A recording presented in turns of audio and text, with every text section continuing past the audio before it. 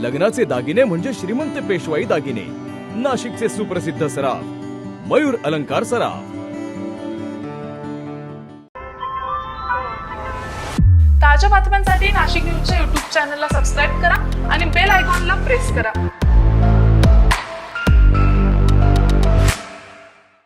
नाशिकमध्ये वकिलाला पोलीस चौकीत बेदम मारहाण केल्याचा गंभीर प्रकार समोर आला असून या प्रकरणी सरकारवाडा पोलीस ठाण्यातील अंमलदाराला निलंबित करण्यात आले आहे।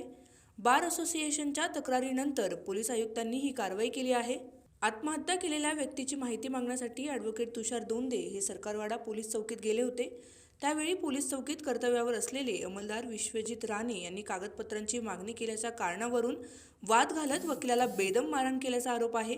या मारहाणीत वकिलाच्या तोंडाला आणि डोक्याला गंभीर दुखापत झाली। या घटनेनंतर बार असोसिएशनने पोलीस आयुक्तांची भेट घेऊन तक्रार दाखल केली। दरम्यान आत्महत्या प्रकरणाशी संबंधित कामगार श्रीकांत नावंदर हे घटनेनंतर जिल्हा रुग्णालयात गेले होते। प्रकरणाची चौकशी करत पोलीस आयुक्तांनी पदाचा गैरवापर, अशोभनीय वर्तन आणि शासकीय सेवक नियमांचे उल्लंघन केल्याचा ठपका ठेवत सरकारवाडा पोलीस ठाण्याचे अंमलदार विश्वजित राणे यांना शासकीय सेवेतून निलंबित करण्याचे आदेश दिले आहेत। Bureau report, Nashik news, Nashik. ताज्या बातम्यांसाठी नाशिक न्यूजच्या YouTube चॅनलला सबस्क्राईब करा आणि बेल आयकॉनला प्रेस करा।